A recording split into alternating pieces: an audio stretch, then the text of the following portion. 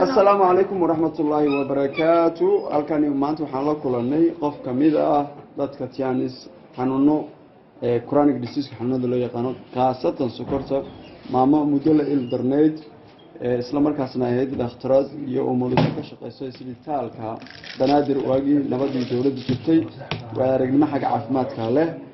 oo qabta xanuunkani sokorta qabtay haddana ka caafimaday ilaahay ka caafiyay maamadaas ayaan wareysanaa bal daweynka isticmaashay si xaalkeeda markii hore ay sida dambe hadda soo dhaw maamulin ما شاء الله الحمد لله إلهي مهديس وان في عنا من وان عافمات قوام علينا نحن سنة وجرتا ما شاء الله حنون كاس إلهي سبحانه وتعالى لبيه 8 سنة وهايي حدنا إلهي قاضي وسدح عرور وميدة كودلي كاس هاي حنون كسكرت معانك كو لبا حميتيدا oo xayiga jireen oo laga saar rabay saddex baaba siir afar gaas daran oo sokorta iga sii xanuun badan sidoo kale to maxaa tiraahdaa ii sheeg neerbo xagga lugaha iga hayay dhammaantood dawo sokor ayaa la qaatay wayna iga caafimaday dawooyinka aan qaatana waxaa kamid ah dawooyinkan hadday tahay qaybka neerba ama madax xanuunka waxaa loo qaataa calcium 4 kan ayaa loo qaataa hadday tahay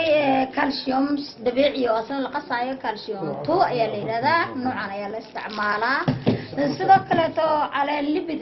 power management ayaa la yiraahdaa 6 geed ay ka kooban tahay caleentaanu taa ayaan isticmaalay ma sha Allah alxamdulillah kan waa jatasiin waa sumaha jirka ayaa lagu dhaqaa kow sumaha jirka ay dhaqaysaa qofka jirkeeda waxa ku jira dhow waxay soo qaban kartaa si awood ayay u adeegsan kartaa haday taa sokor sidoo kale waxay keeni kartaa inay yani maaragtay laga helo sokorta dhiigga raacda ay si toos ah ula falgeliso dhammaan aniga sokortayda oo heeda xataa sokorta dhiigga raacda kaadida mid laga waayahay jatasiin ayaa la yiraahdaa kordhismis ayaa la yiraahdaa xagga la xanuunka kaliya baaba ka dhigta sokorta ayaa loo isticmaalaa oo loo diidaa qofta in kaliya xaggooda dhibaato ka geysato dhammaan walaal markaas aan kula wadaago xanuunkaas aniga markii la ii qoray bishii koobaad waan dhameeyay bishii labaadna waan dhameeyay bishii saddexaadna waan dhameeyay dhaladka bishii afaraadna xanuunka waa leega waayay jirkayga macaanka loo yaqaan sidoo kale to xanuumadii kale ayaa leega waayay waay leema dhigi karo waa gaas kan waa